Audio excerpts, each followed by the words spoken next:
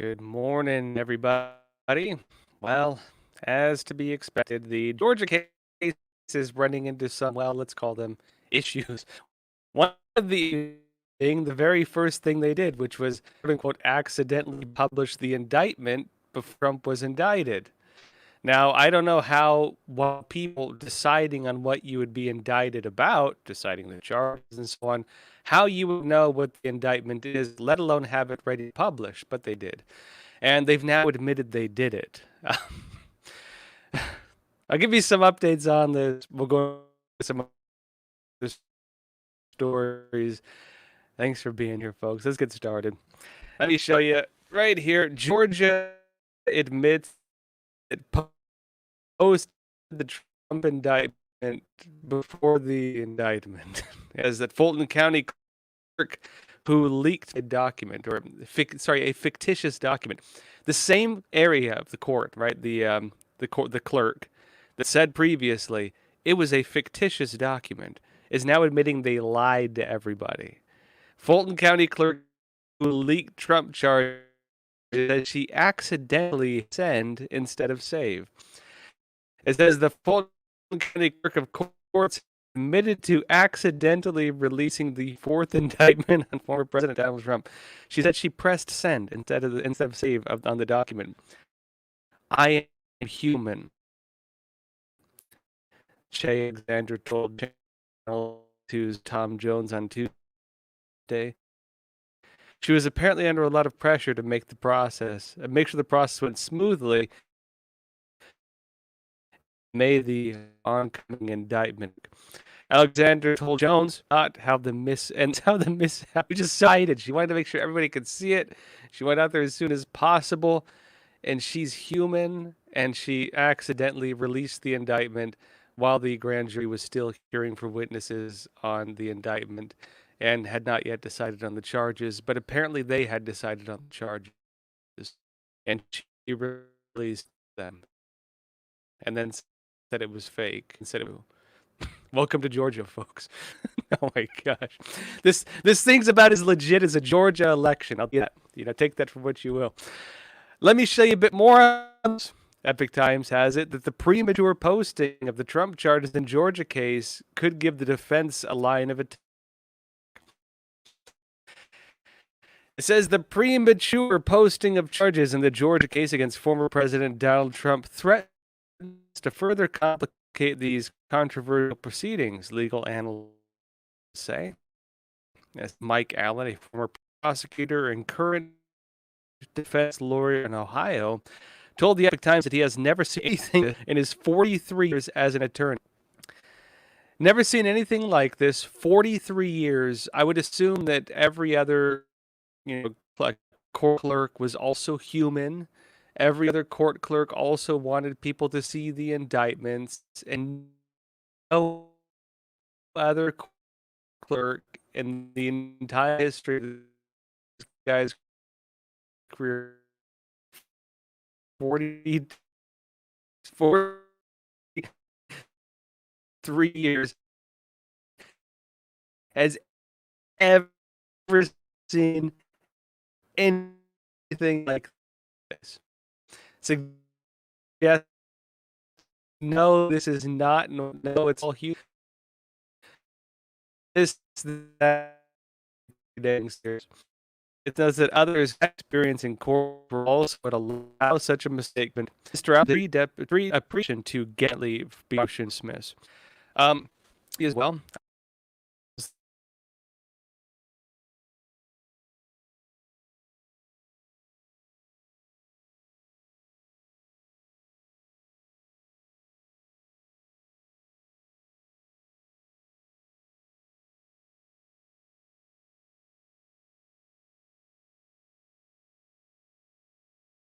For the connection issues, folks.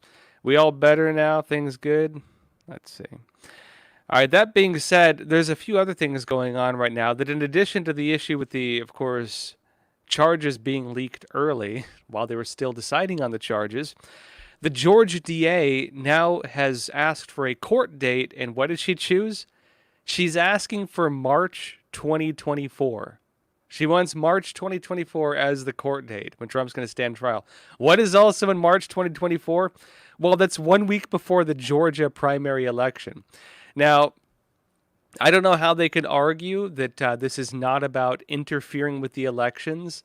Ironically, in a trial alleging that Trump tried interfering with the elections by investigating interference in the elections.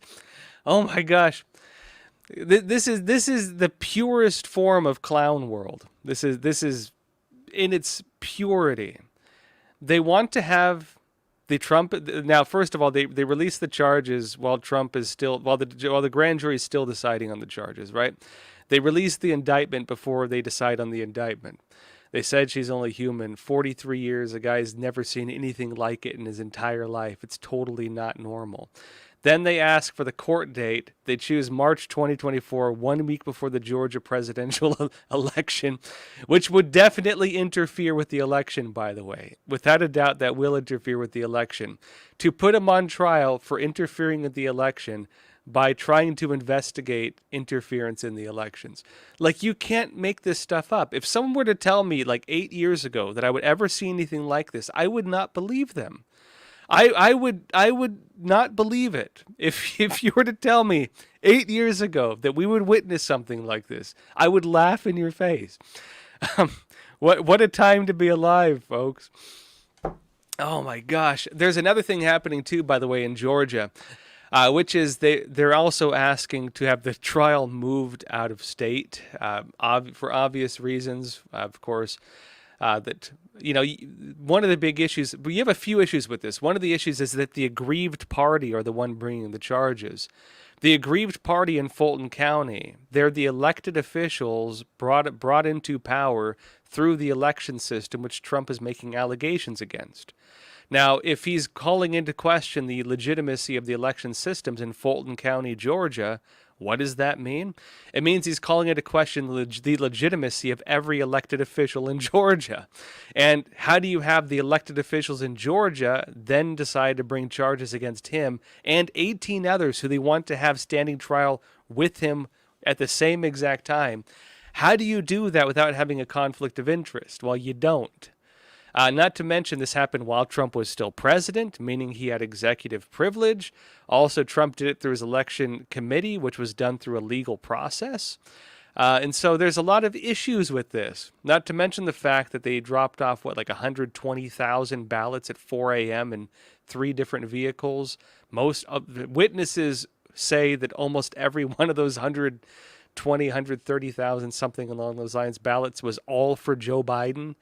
And then, of course, you had the Biden bump of a vertical spike in votes at 4 a.m. in the morning after they said pipes burst, which we found out later they didn't. After Trump was wiped out from a 160,000, vote lead or something along those lines. Yeah, totally normal. Totally normal. Yep. And then they win the election by a couple thousand votes or something. Not that many votes, let's put it that way. Wild times, folks. Again, though, back on the point, the Trump team is trying to get the trial moved out of Georgia, and it looks like they might be able to do it. Again, we'll see, because at this point, I don't think many people believe in the integrity of the court system. Let's just put it that way. And so, we'll see if the court can demonstrate some degree of integrity on this. Trump does, of course, have a strong case on getting it moved out. And also because they're charging 18 others alongside him at the same time, and they want them all to stand trial at the same time alongside each other. I don't know how you have 18 or 19 defendants during a trial like that. I don't know how you would even do that. But I guess it's because they're going after them with a RICO charge, and so they're charging them as basically like a mafia, and so that's how they want to do it. If I remember right, even when they were charging like the mafia, like actual organized criminal organizations, typically you don't have them standing trial together, at least not this many of them, and so it's a little bizarre from that standpoint as well. I think it's one of those cases where, one thing you often find is when police are investigating something, the person who is over adamantly claiming innocence tends to be the one who is a suspect of being guilty. If you go to a place and like you're let's say there's a murder and there's like 5 different neighbors, and you interview 4 of the neighbors and they're like, man, that was a real tragedy, he was such a nice guy, and the 5th neighbor's like, I'm totally innocent. He like looks all nervous. I'm innocent. What are you here for? I'm innocent. Can I help you investigate, officers? Like, the officers are going to look at that 5th guy and be like, I think he might be the guy. Like, when you try too hard to make a case, you look guilty. When you're overly invested in something, you make yourself look like you did it, frankly. And I would argue that the overzealotry, the overly zealous nature in which they're going after Trump, especially for anything related to January 6th or the elections, makes it look like they're guilty. Normally, if you're a legitimate government and there's people concerned about fraud, you'll take steps to alleviate the disbelief. You'll show them evidence, you'll open the books, you'll be transparent. You want to dispel misunderstandings. And that's, of course, the normal process for dealing with doubt. If, for example, someone suspects you of, let's say, doing something dishonest, and you really want to prove otherwise, you're gonna show them the evidence. Be like, look, okay, I understand you might not believe me. This is where I was Saturday night. These are my text messages. Maybe you want to go to that degree. And you're like, look, I understand that you're concerned, but I hope you can believe me now that you've seen the evidence. They're not doing that with the elections. People are like, there's no evidence of election fraud. The courts have decided it. The courts threw out almost every single case because they argued it had no standing. In other words, the courts didn't decide anything. The courts didn't even look at the evidence in most cases. Of the cases, the very few cases they did look into, the overwhelming majority did in fact prove that fraud had taken place, by the way. Most of the cases, again, were tossed out on no standing. And I would say that's a problem with our court systems not properly investigating something when you had massive, wide-scale claims of fraud and videos showing extremely suspicious activity, not to mention, like Scooby-Doo level, antics on election night. I think any normal country, you'd be a little dang suspicious, not to mention the fact that Joe Biden himself goes on camera.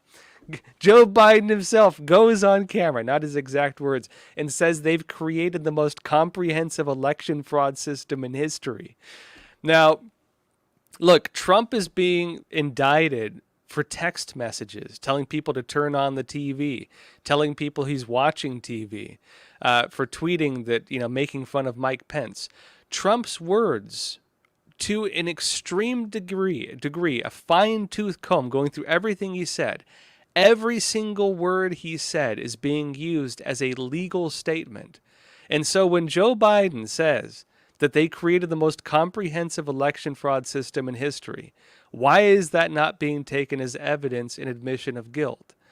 When Trump was of course giving a public speech back when he was president, and he's making allegations, people are asking him, what do you say about Russia hacking Hillary Clinton's emails?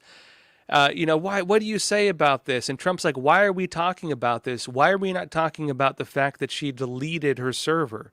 Why are we not talking about the fact that her team was destroying cell phones with hammers? Why are we not talking about the fact she used BleachBit to wipe clean all the data when she was, of course, asked to provide it as evidence? Why are we not talking about this? Why are we talking about Russia allegedly hacking her things?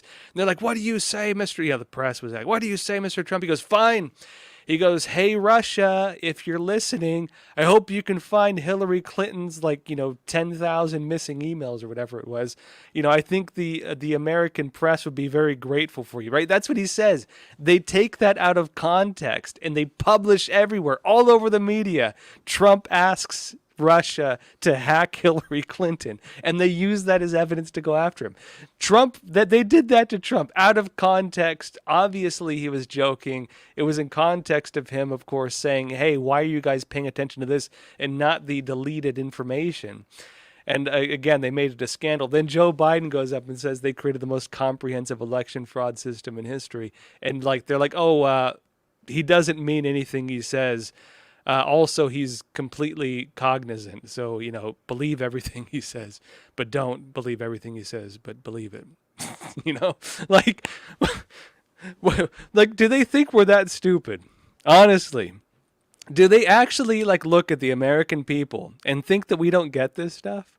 Like, do they actually believe that we can look at these things and not connect those two little synapses and have a logical conclusion of the information we're watching?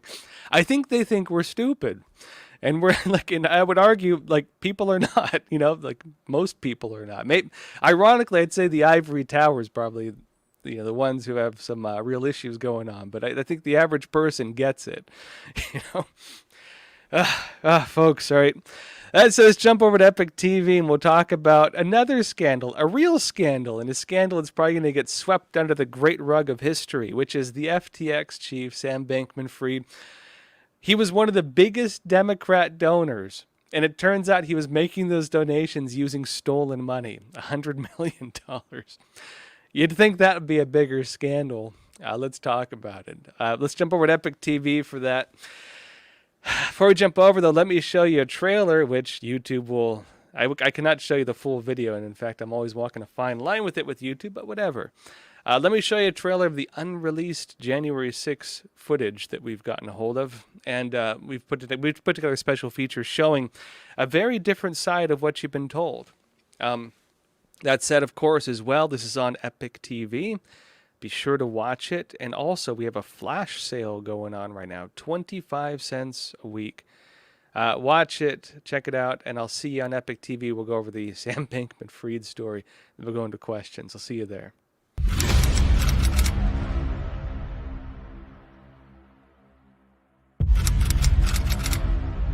So what was the process of actually putting this all together? Many, many hours of finding the right camera angles and watching it.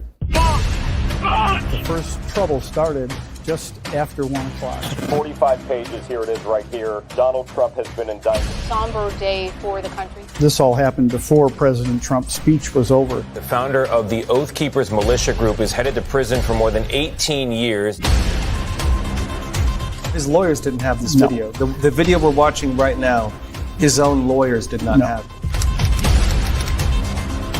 There was a big question of what did the people do who actually did enter the building. This is where we picked it up with the security footage that is new.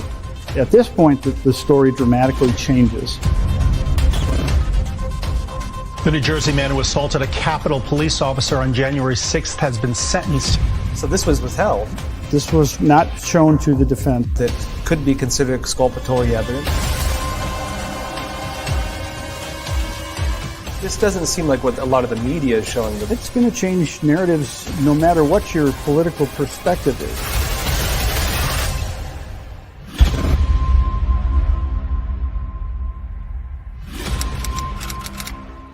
What we're after is the truth. All right, folks, that said, let's jump over to Epoch TV, or I'm going to call it Epoch TV now. I'm trying to get rid of the British pronunciation, Epoch TV. EpochTV.com. I'll see you there.